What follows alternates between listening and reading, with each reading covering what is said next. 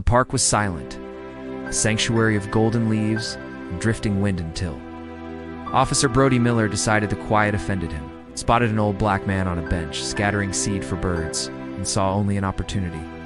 Someone to correct, someone to control, someone he believed wouldn't fight back. He saw the color of the man's skin and built the rest of the story in his head.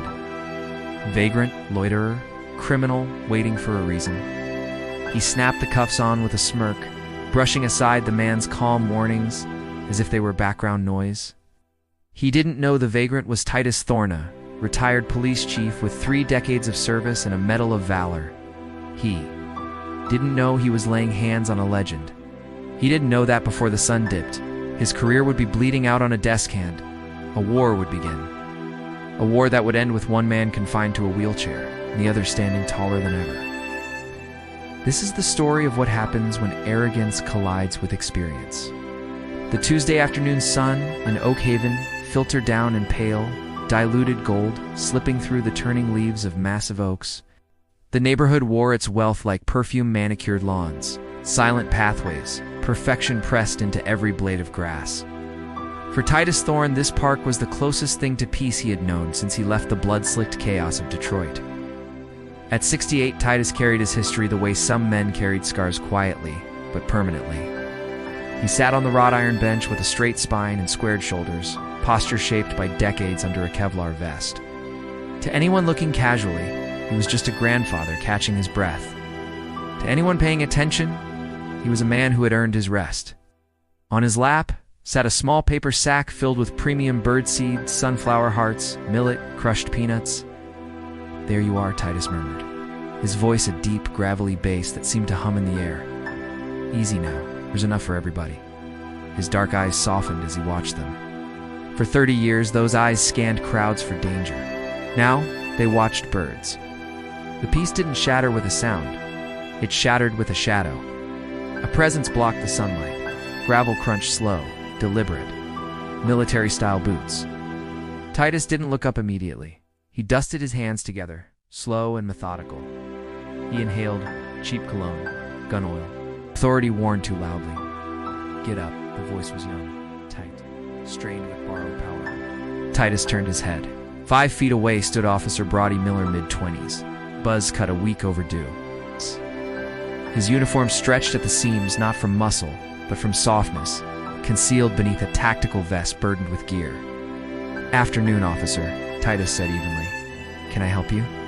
"I said get up," Miller barked, stepping closer. The birds erupted in panic, wings beating the air. Titus watched them scatter, irritation flickering across his face. "I'm resting, son," Titus replied. "Is there a problem?" "Don't call me son." Miller's hand drifted toward his taser. "We've had reports of vagrants loitering, drug activity." Titus glanced around at the empty park. "I see. And I matched the description?"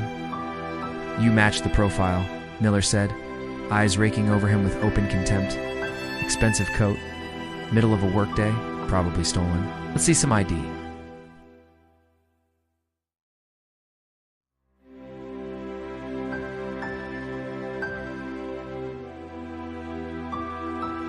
"Feeding wildlife violates City Ordinance 4002, Miller lied smoothly. "Refusing to identify yourself is arrestable. Stand up now," Titus calculated without moving, studied Miller's stance. Weight pitched too far forward, balance sloppy. That's all it would take to put him on the ground. But Titus wasn't that man anymore, and he knew how the story would end if a black man fought back in Oak Haven. Slowly, Titus rose to his full 6'2" height, unfolding like a steel gate. "I'm reaching for my wallet," he narrated calmly.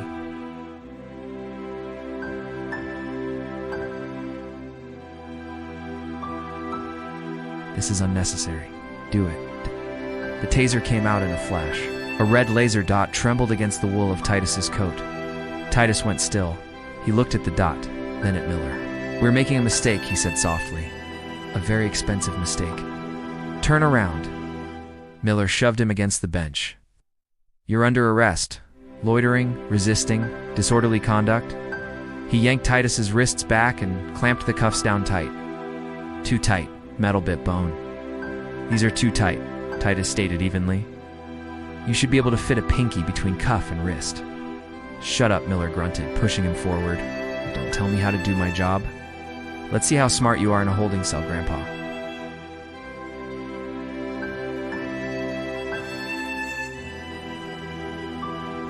He gave her a small nod. Don't worry, I've handled worse. Inside, though, something colder was building. Not criminal rage, professional fury, the kind a master feels watching an amateur burn down everything he built. The ride to the precinct was petty cruelty, dressed as procedure. Miller braked too hard at every stop, forcing Titus to jolt forward. You comfortable back there? Miller mocked in the mirror. Not so tough now? Thought you could just stroll into Oak Haven and do whatever you want? I bought my home 3 years ago, Titus replied calmly. Paid in full. Miller barked out a laugh. Sharp, ugly, sure drug money.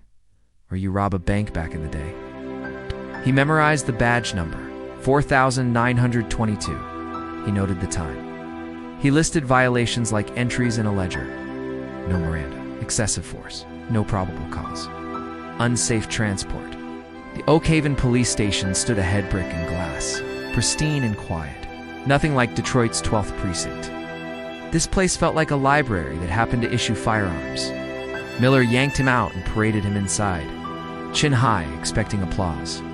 Behind the booking desk sat Sergeant Sarah Jenkins, 20 years on the job etched into her posture. Coffee in hand, eyes sharp. Look what I caught, Sarge, Miller announced. Whispering Pines, refused ID, resisting, belligerent. She didn't look up. Nay, wouldn't give it. John Doe, my name, Titus said, voice filling the room with effortless command. Is Titus Thorne. Jenkins froze. Her pen hovered midair. She looked up slowly. She took in the coat, the posture, the eyes, then the cuffs. Thorne. She repeated quietly. Titus Thorne. That's correct, Sergeant. We met at the Tri-State Conference in Chicago. You attended with Captain Henderson. The color drained from her face. She stood abruptly. Oh my God, what? Miller frowned.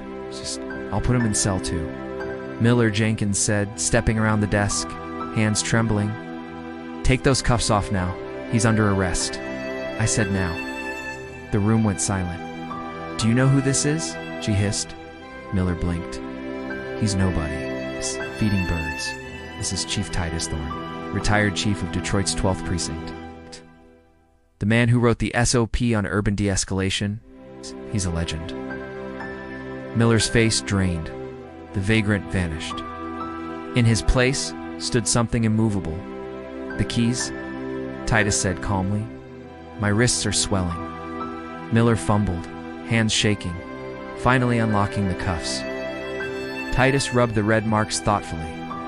Thank you, Sergeant. Is Robert Harrison available? Yes, sir, Jenkins stammered. I'll get him. Bob and I go back, Titus added quietly. I trained him in '98. Miller looked ill. Moments later, Chief Robert Harrison rushed in breathless. Titus, he said. I have no words. I do, Titus replied. Your office.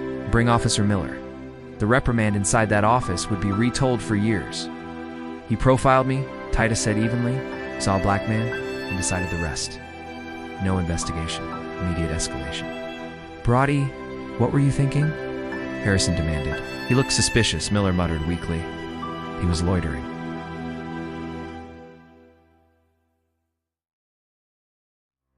You wear that badge like it's a crown, Titus said quietly. It's not, it's a burden. You think you're a wolf? You're a frightened boy with a gun. And that makes you dangerous. He turned to Harrison. I want him suspended pending investigation. I want a written apology. Done, Harrison said instantly. Badge and gun, Miller. Unpaid leave. Effective now. Miller's face twisted with hatred. He ripped off the badge, slammed down his belt. This is bull. You're choosing him because he's a chief. He's just an old man. Get out, Harrison ordered. At the door, Miller paused. You think this is over? He hissed at Titus. You humiliate me in my town. It's not your town, Titus replied. It belongs to the people.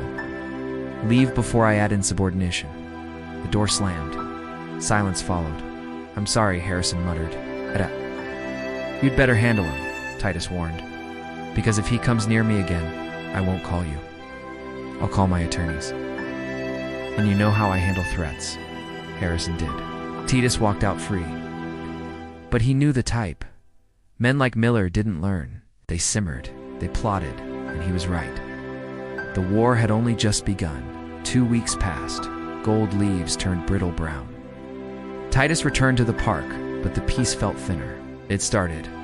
One morning, his garbage cans lay overturned. Trash scattered across his lawn. Coffee grounds and eggshells smeared across his driveway. Raccoons, he muttered to himself. But raccoons didn't slash tires. 3 days later, Titus stepped outside to his vintage 1968 Mustang, finding both rear tires neatly sliced along the sidewalls. Precise, clean. A blade had done this. He stood in the driveway, the cold wind cutting at his face, eyes scanning the street. A dark sedan sat 2 blocks away. Soon as Titus looked, the engine rumbled to life. It eased forward. A black Chevy Impala. He knew that car. He dialed Harrison immediately. I can't prove it was him, Titus, Harrison said, weary. I questioned him. He has an alibi. His mother says he was home all night. His mother is lying, Titus said, voice low, sharp. Bob, he's escalating. You know his pattern. I've suspended him, Titus, but I can't place security outside your home for vandalized tires. I don't have the manpower, fine, Titus said. I'll handle my own security. By week's end, 405 Elm Street had transformed. High-definition night vision cameras perched on every corner. Motion sensor floodlights illuminated every angle. The front door frame was reinforced with steel, but Miller wasn't finished. He had friends like Officer Griggs. A week later, Titus was driving to the grocery store. Every speed limit sign obeyed, every turn signaled. Blue lights flashed behind him. He pulled over. Hands on the wheel, calm, collected. The phone went into recording mode, screen down, microphone up. Officer Griggs waddled up, smirk plastered across his face. License and registration. Reason for the stop? Titus asked evenly. Taillights out. They were fine 5 minutes ago, Titus replied. Well, not now. Step out of the vehicle. Titus complied. Griggs moved to the rear of the Mustang, mag lights swinging. Crack. Plastic shattered. Look at that, Griggs said, pointing at the fresh hole. Red shards littering the asphalt. Safety violation. And what's that smell? Alcohol? Titus stared. Calm, measured. I haven't had a drink in 20 years, Griggs. You just broke it. Rear-facing dashcam running, by the way. Griggs' smirk faltered. The small blinking red lens caught his eye. Get out of here, he muttered, shoving the license at Titus. Consider this a warning. Warning received, Titus said, driving off, heart steady but racing. They were framing him. A DUI could destroy his reputation, ruin his pension, end him. That night, Titus reviewed the dashcam. Griggs' swing was clear as day. He picked up the phone. Chicago, the Cochran firm. How may I direct your call? I need Maya Thorne, Titus said. Tell her it's her father and tell her to bring the war chest. Maya arrived the next morning. 32, sharp as a scalpel, and capable of making grown men tremble. Porsche Cayenne in the driveway, suit tailored for intimidation. She set up a command center in the dining room. This is systematic harassment, Maya said, reviewing footage. Title 42, Section 1983, deprivation of rights under color of law. We can sue the department, the city, even Miller personally. I don't just want a lawsuit, Titus said, gazing at the darkening street. I want to stop him. If not me, then the next black man he sees in the park. Then we flush him out, Maya said. Public statement. There's Harrison's hand. There's a town hall tomorrow, Titus said. Perfect, Maya replied, her smile cold and predatory. Time to make a scene. They didn't know Miller was watching. Parked down the street, binoculars in hand. He saw Maya arrive. Saw the files. Lawyers, he spat, voice low, venomous. They think they can use the law. I am the law.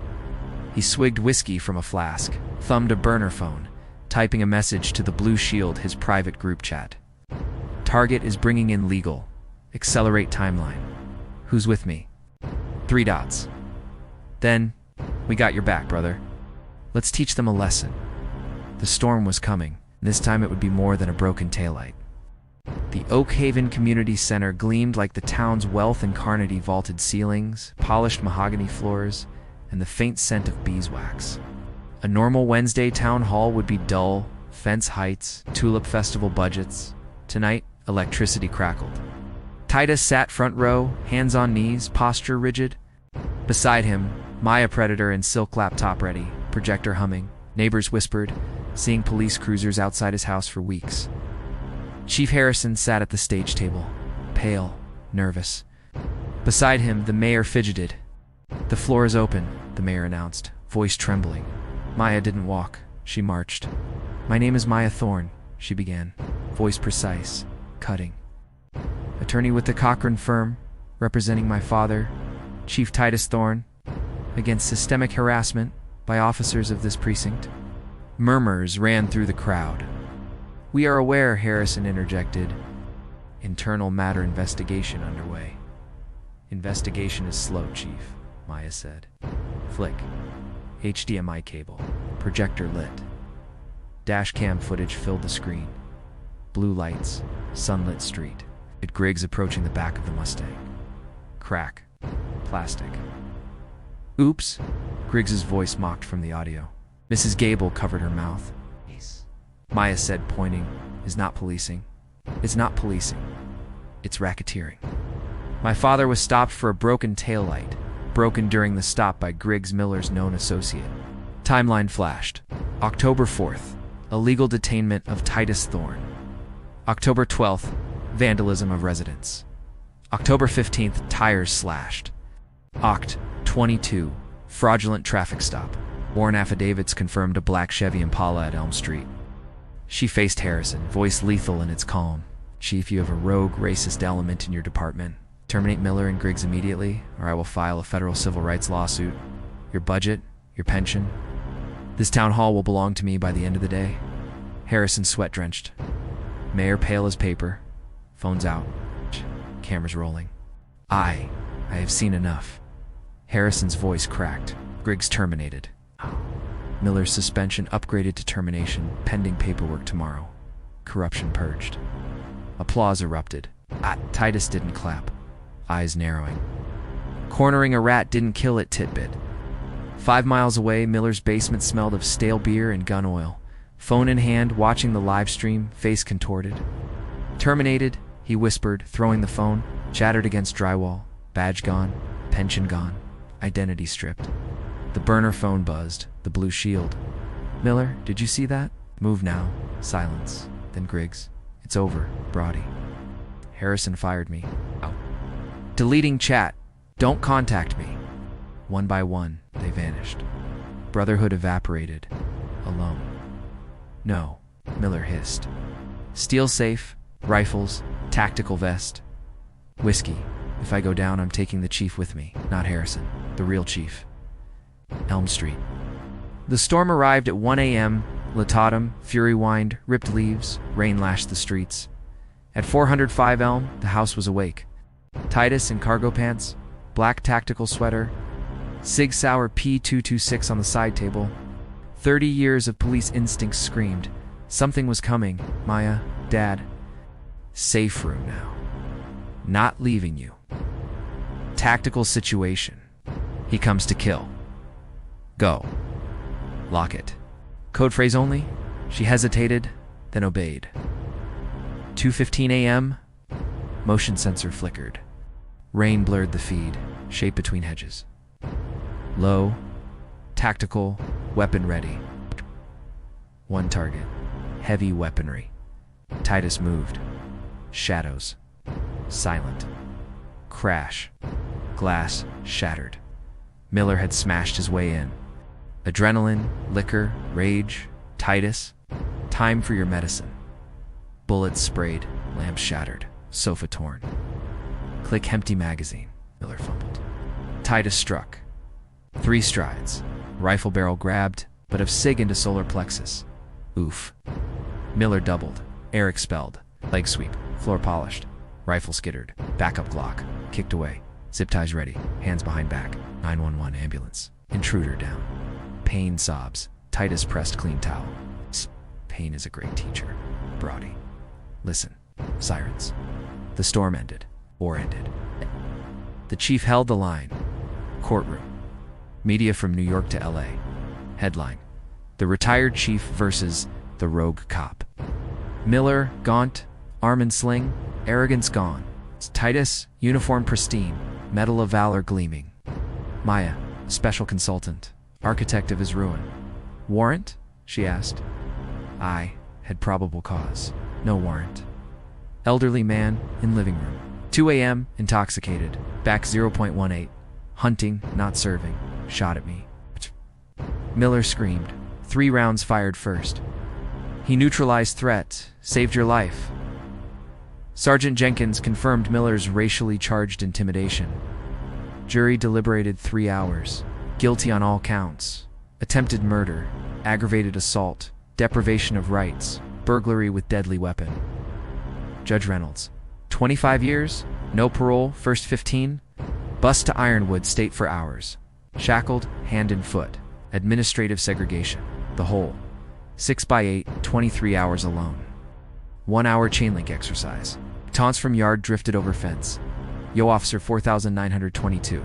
Racist cop stops black man feeding birds. He's a retired police chief. The park was quiet that morning. Early sunlight spilled across the grass. A soft breeze carried the smell of damp earth and fresh-cut trees. An elderly black man stood near a bench, scattering birdseed with slow, deliberate movements. Sparrows gathered first. Then pigeons. Then a bold blue jay that hopped closer than the rest. The man smiled faintly. He came here every Thursday. Same time, same bench. Same handful of seed. That's when the patrol car rolled up. Slow. Deliberate. Predatory. Officer Brody Miller stepped out, adjusting his belt like he owned the air around him. He didn't greet the man.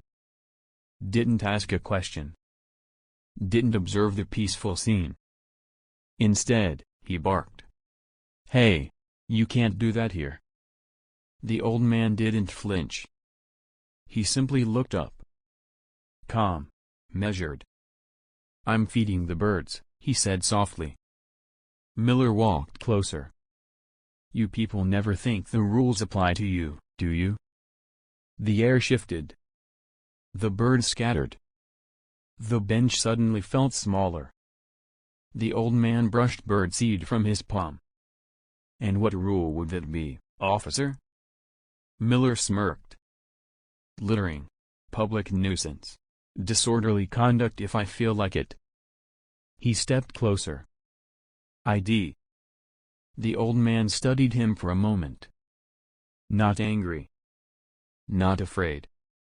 Just observing. Then he reached slowly into his coat pocket. Miller's hand hovered near his holster. The park had gone silent. The old man handed over a worn leather wallet.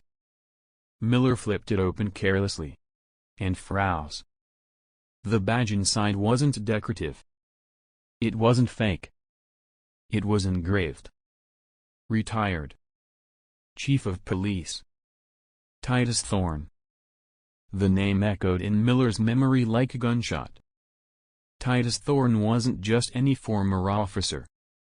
He had run the city's police department for over a decade. He had built careers. Ended others. And he knew the law better than Miller ever would. The silence between them grew heavy. "You were saying something about rules?" Titus asked calmly. Miller swallowed. For the first time in years, he felt small,